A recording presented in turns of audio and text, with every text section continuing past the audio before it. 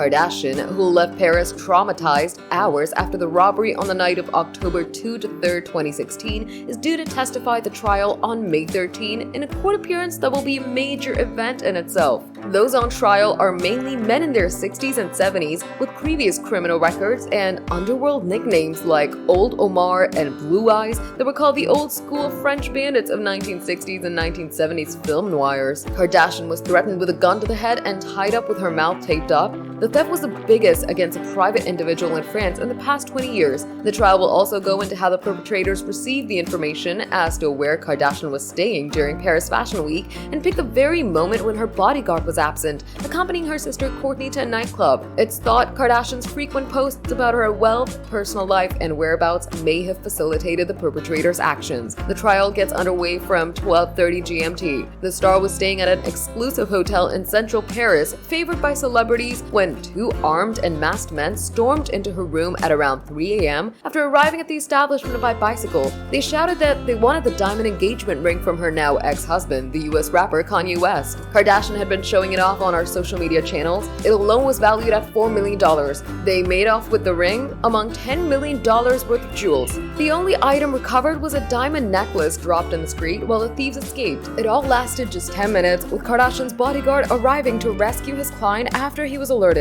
The suspects were arrested 3 months after the robbery through DNA evidence, but the gold seized was apparently melted down, and investigators, who took hundreds of thousands of euros from the suspects when they were arrested, believe that much of the stolen haul was sold in Belgium. 12 suspects were charged, with 10 going on trial from Monday. One died in March this year, and another is to be tried separately for health reasons. The main suspect, Omar Kardashian, known as Old Omar, said it wasn't a major armed robbery but an easy heist. He admitted tying up Kardashian, but disputes investigators' claims that he was the mastermind behind the robbery. He says he was approached by an unnamed sponsor who suggested the scheme on behalf of an informant very close to the star, who then gave him the green light. According to his lawyer, Kardashian now has severe hearing and speaking problems and can only express himself in writing. Another key suspect is Didier Dubrique, known as Blue Eyes, accused of being the second person who stormed the Kardashians' room. He denies the charges. Yunus Abbas, meanwhile, stayed in the lobby while the two other men went up to her room, it's alleged. He controversially sought to capitalize on the crime by writing a book titled I Kidnapped Kim Kardashian. Others on trial are accused of being facilitators and informants, including Gary Madar, the brother of Kardashian's long-serving Paris driver. He's accused of supplying information about her movements, which he denies. Despite the media hype, the trial must allow for calm debates,